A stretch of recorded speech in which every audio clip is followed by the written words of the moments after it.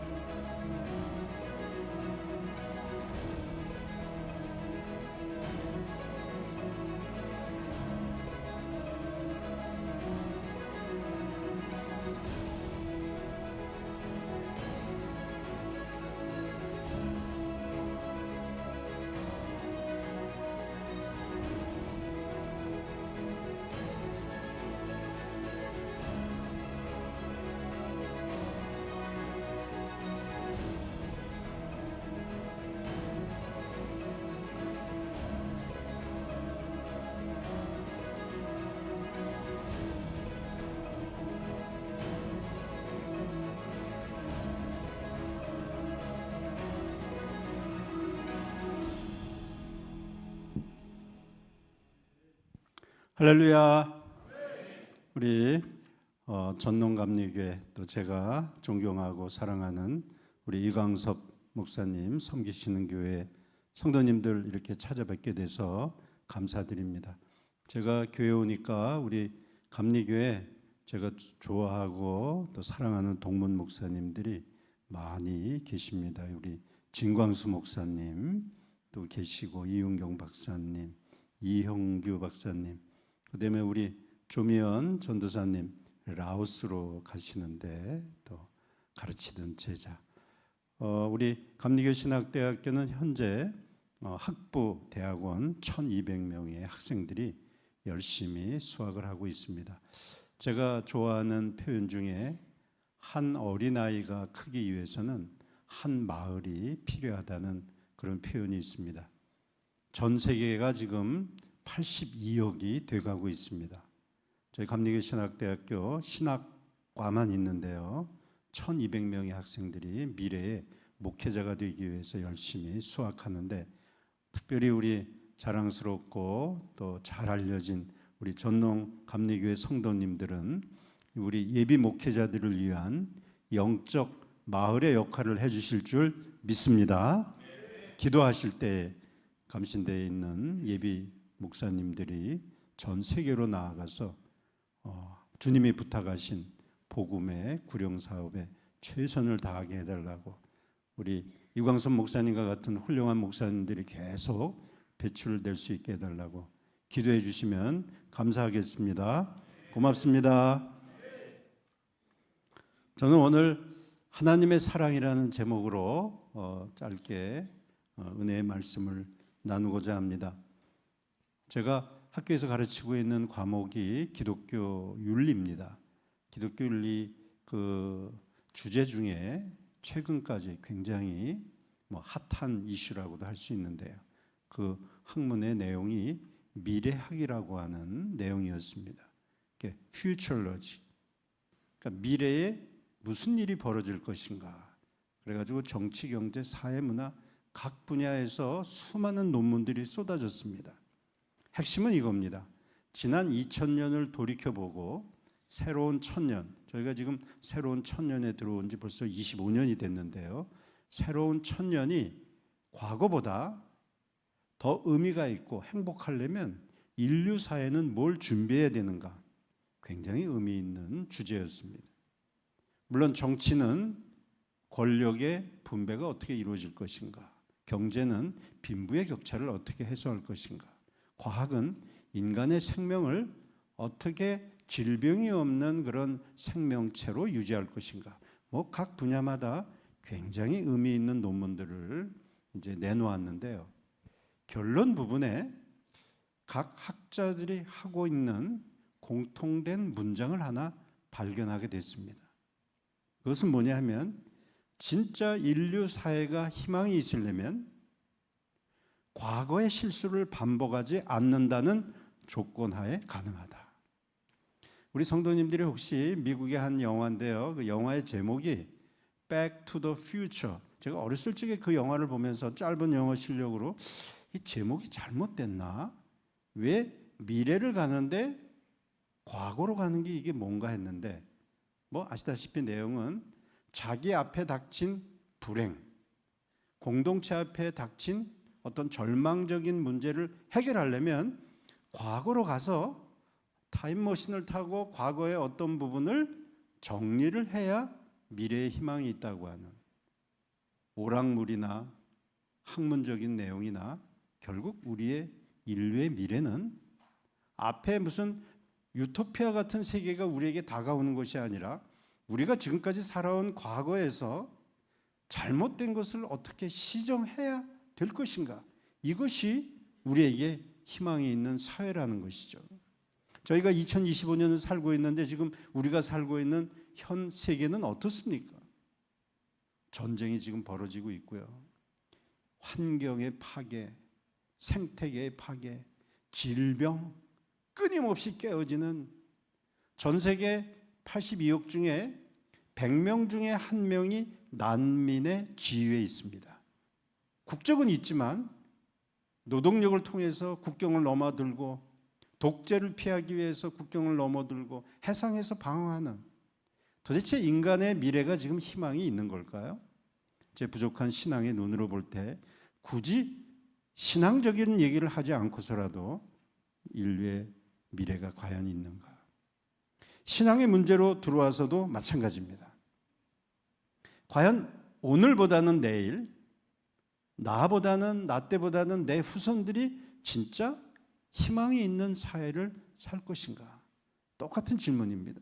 그런데 요한복음 3장 16절에 보면 하나님은 우리에게 있어서 답이 무엇인지를 말씀해 주고 있습니다. 하나님이 세상을 이처럼 사랑하사 독생자를 주셨으니, 이 땅에 오신 예수님은 2000년 전에 오셨단 말이죠. 그리고 우리가 어떻게 살아가야 될지를 이미 알려주셨습니다.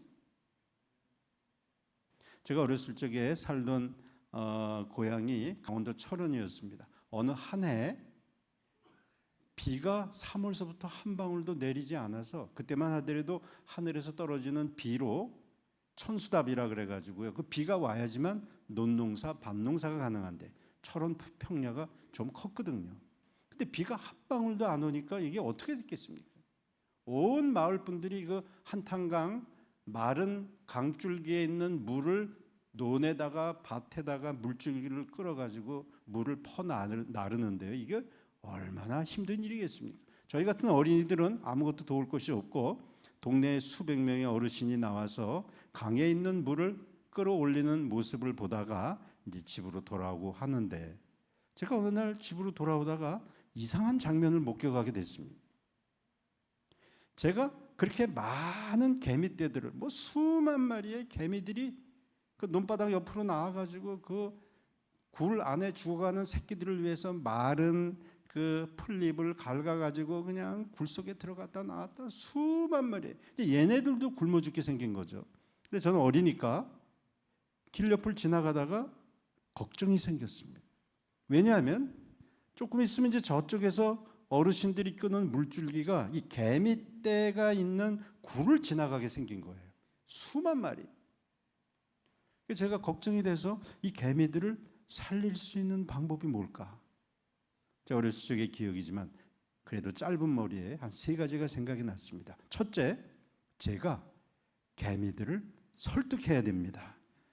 개미 여러분, 지금 큰일 났습니다. 조금 있으면 여기 물이 지나가는데 빨리 도망가세요. 개미들이 제 말을 알아들 수가 없죠. 두 번째는 제가 부모님을 찾아가서 엄마 아빠, 우리 다른 분들을 설득해서 물줄기를 저쪽으로 내게 해주세요. 지금 사람이 죽게 생겼는데 물줄기를 개미를 위해서 다른 쪽으로 물줄기를 낸다는 게 말이 안 되잖아요. 제가 부족한 교회 학교 다니는 어린이였지만 예수님이 오신 이유가 무엇인지를 어렴풋하나마 깨닫게 됐습니다. 이 개미들을 살릴 수 있는 방법은 제가 개미가 돼서 개미들을 끌고 나오지 않는 한 살릴 방법이 없는 거죠. 왜 하나님이 이 땅에 인간으로 오셨냔 말이죠. 성경에 보면 수많은 예언자들과 선지자들을 보내주셨어요. 어떻게 살아야 될지 다 알려주셨어요. 그럴 때마다 우리들은 다 잡아 죽였습니다. 이제는 하나님이 인간으로 오셨는데 그것이 바로 요한복음 3장 16절에 있는 말씀, 하나님이 세상을 이처럼 사랑하사 독생자를 주셨다고 하는 이 하나님이 바로 예수님이신 거예요. 우리의 죄를 용서하시기 위해서 사망 권세에 눌려있는 우리들을 위해서 몸으로 오셔서 죽으셨다가 부활하심으로 죄의 권세를 깨트리고 우리가 살아갈 믿음이 무엇인지를 하나님이 우리에게 알려주신 것이 바로 2000년 전의 사건입니다. 미래학자들이 인류의 미래가 있는가, 과거로 돌아가자, 이것은 우리 신앙의 질문도 똑같습니다.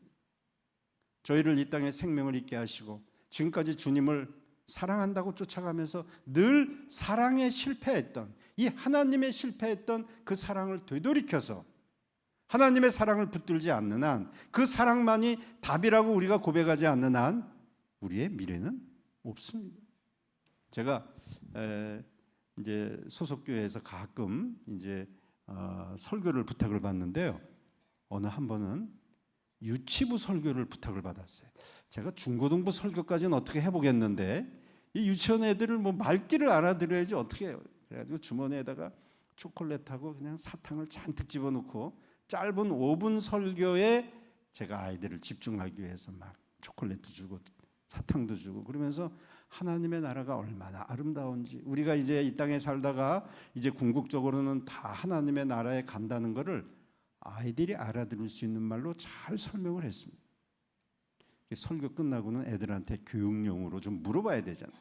우리 어린이 여러분, 이제 나중에 우리 주님이 기다리고 계신 하늘나라에 가고 싶은 어린이 다 손들어 보세요. 그랬더니 아이들이 저요 그리고 주먹만한 손을, 조망만한 손을 들고 저하고 눈을 마주치는데 한 아이가 제 설교를 듣고 화가 나 있는 거예요.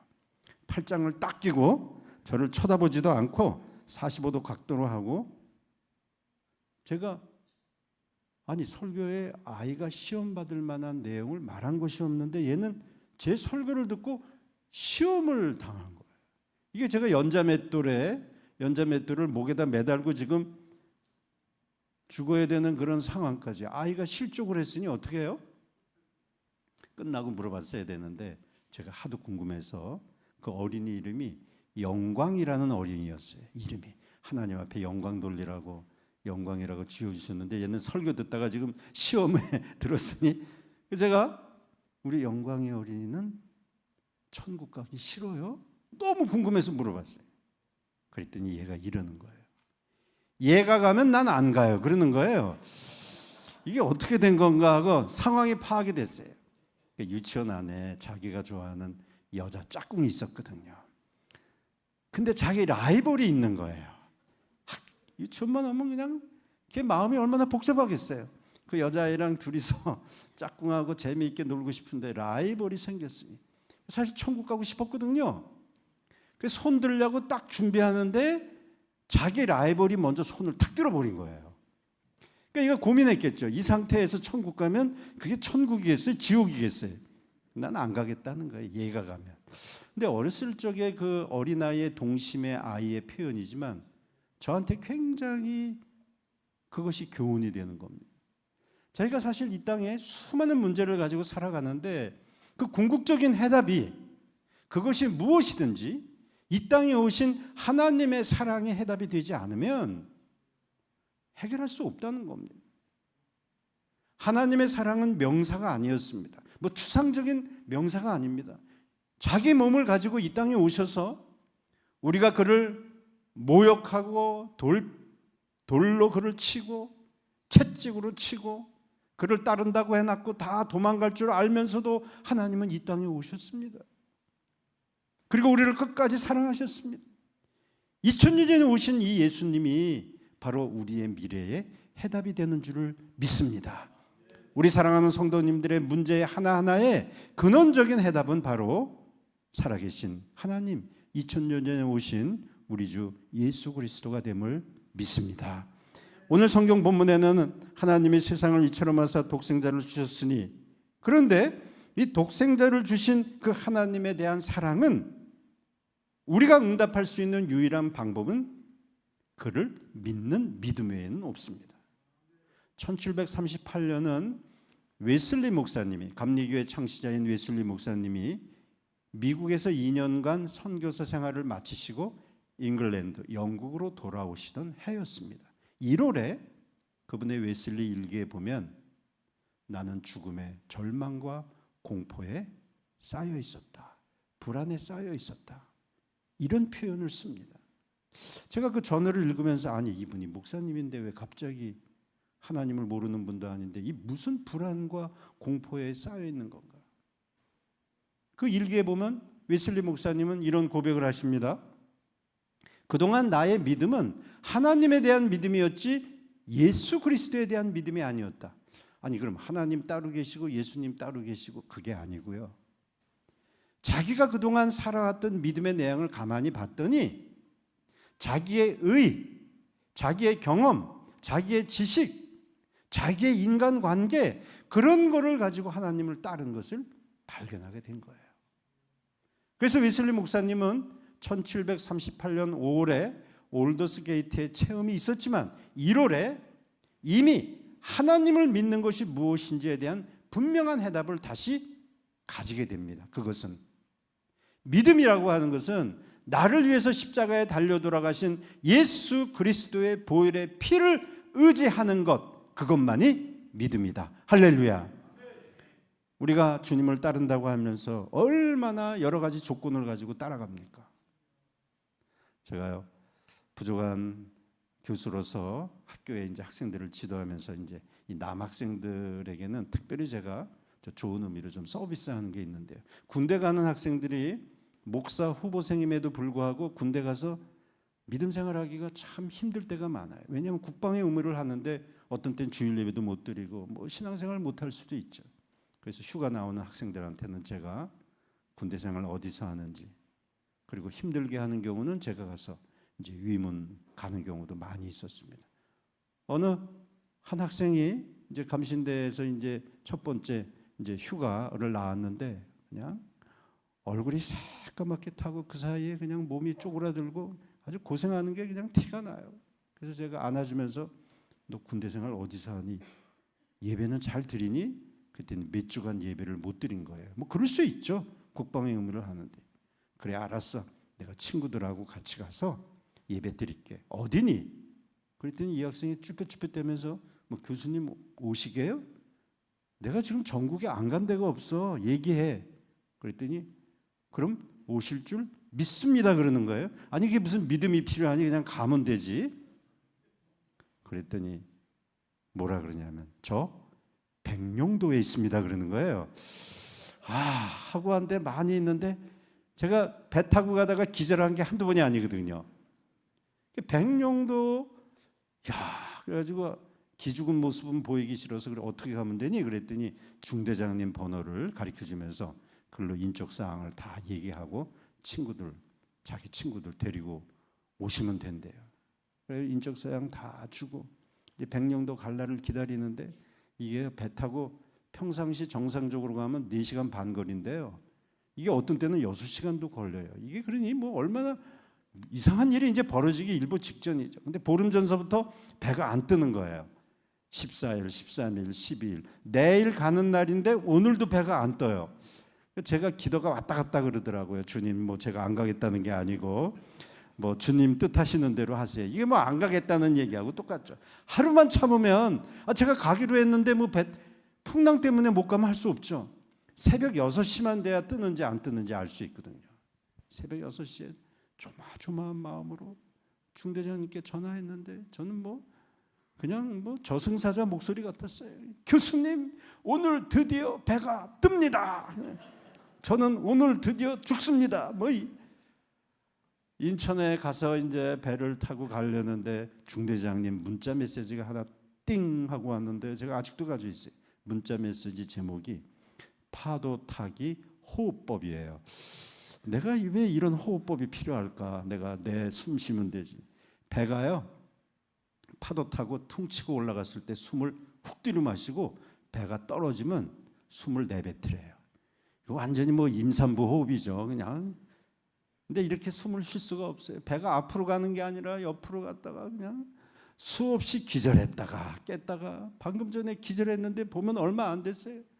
죽을래도 죽을 수 없고, 내가 왜 이 생고생을 하면서, 제가 왜 이 말씀 드리냐면 뭐 잘했다는 게 아니라 너무 괴로우니까요, 하나님 앞에 기도를 드리는데 이런 기도가 나왔어요.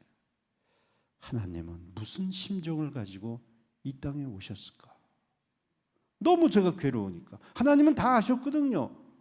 오셔서 그 고난을 당하실 거를. 근데 그 하나님은 무슨 심정을 가지고 오셨을까?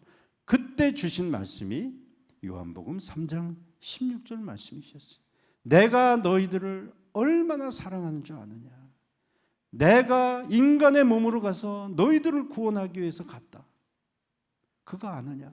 저는 제가 난 자식은 아니었지만 그 학생 몇 명하고 같이 가면서 수없이 죽었다 깼다를 반복하면서 이 땅의 모든 것을 아시고 오셔서 끝까지 사랑하신 하나님의 사랑에 대해서 제가 다시 한번 감사를 드리지 않을 수 없었습니다. 사랑하는 성도 여러분, 2000년 전에 오신 예수님은 바로 이 땅에 오신 하나님이셨습니다. 우리를 위해서 십자가에 달려 돌아가신 예수 그리스도의 보혈의 공로, 그것만이 우리가 끝까지 믿음으로 하나님께 나아가는 하나님에 대한 참된 신앙이 될 줄 믿습니다. 다른 거 의지해서는 안 됩니다. 이제 백령도에 4시간 반 가는 거리를 한 6시간 걸렸으니 사실 그날 배가 뜨지 말았어야 되는데 이제 어떻게 갔어요. 구사일생으로. 그랬더니 그냥 사방에 기절했던 제자들이 하나씩 제 옆으로 오는데 서로 눈빛만 교환하면서 이제 사는 것을 안도하는데, 죽어가면서 조그만 목소리로 옆에 앉아있는 제자가 그러는 거예요. 교수님. 그래서 저도 그래, 너 살았구나. 그런데 저한테 이러는 거예요. 교수님, 우리 저 평령도에 곧 가면, 그때 만나기로 한 학생이 종범이라는 학생이었거든요. 지금은 목사가 돼가지고 열심히 목회합니다만, 그 종범이 만나면 평생 노비 삼아요. 그러는 거예요. 이게 평생 노비 삼자예요. 제가 순간 무슨 질문이 떠올랐냐면은, 하나님은 그 모진 고난을 다 당하시고 오셨는데 우리에게 뭘 요구하셨을까? 이 부족한 목사가 그 답을 모르겠어요. 근데 이제 너무 힘드니까 또 주님께 질문을 했어요. 주님은 우리에게 뭘 요구하셨죠? 마태복음 20장 28절 보면, 인자가 온 것은 섬김을 받으려 함이라 아니라 자기의 목숨을 대속물로 주려 하심이라. 하나님은 다르세요. 우리에게 지금 뭘 요구하시지 않으세요. 우리가 하나님 앞에 나아갈 수 있는 것은 오로지 믿음 외에는 없는 줄 믿습니다. 뭘 가지고 간다고 착각하시면 안 돼요. 나의 지식, 공로, 경험, 인간관계, 물질, 건강, 이런 걸로 하나님 앞에 나아갈 수가 없습니다. 저는 우리 전농감리교회, 제가 존경하는 이광승 목사님과 이렇게 아름다운 믿음의 교회를 이끌고 계신데요, 우리에게 이 교회를 섬기면서 하나님 앞에 주장할 게 있습니까? 없습니다. 그랬더니 그 옆에 죽어가면서 살아난 제자가 그 소리를 듣고 뭐라 그러냐면요, 교수님, 우리 부활에서도 노비 삼아요. 아니 무슨 천국에 노비가 있습니까? 얼마나 고생을 했는지 부활에서도 노비 삼자예요. 우리 인간은 그렇거든요. 사랑이라는 인간적인 조건을 가지고 끊임없이 비교하면 믿음에서 지는 거예요. 그냥 하나님 이 땅에 오신 예수 그리스도의 사랑, 그분만을 믿는 믿음으로 우리 앞에 어떤 일이 놓여 있든지 끝내 승리할 줄 믿습니다. 마지막으로 오늘 요한복음 3장 16절에 보면 하나님이 세상을 이처럼 하사 독생자를 주셨는데 그에 대한 우리의 응답은 믿음 외에는 없고요. 그리고 최종 우리에게 주신 것은 영생입니다. 사랑하는 성도 여러분, 예수님은 부활하시고 우리에게 분명히 말씀하셨습니다. 내가 너희를 위하여 처소를 예비하러 간다. 우리의 신앙의 싸움은 아직 끝나지 않았습니다. 지금까지 열심히 달려오셨죠. 제 부족한 믿음의 눈으로 볼 때 우리에게 성전은 세 가지가 있습니다. 성경에 다 있는 말씀입니다. 첫 번째 성전, 우리 몸은 성령이 거하시는 성전입니다. 할렐루야. 우리의 몸이 하나님이 귀히 쓰임을 받을 수 있는 불의의 병기가 아니라 의의 도구가 되도록 우리의 몸을 하나님 앞에 드려야 되는 거 다 아시잖아요. 전농감리교회의 아름다운 성전은 이 지역에 있는 사람뿐만이 아니라 라오스 전 세계로 향하는 많은 사람들이 들어와서 기도하는 하나님의 집입니다. 두 번째 성전 하나님이 주셨죠.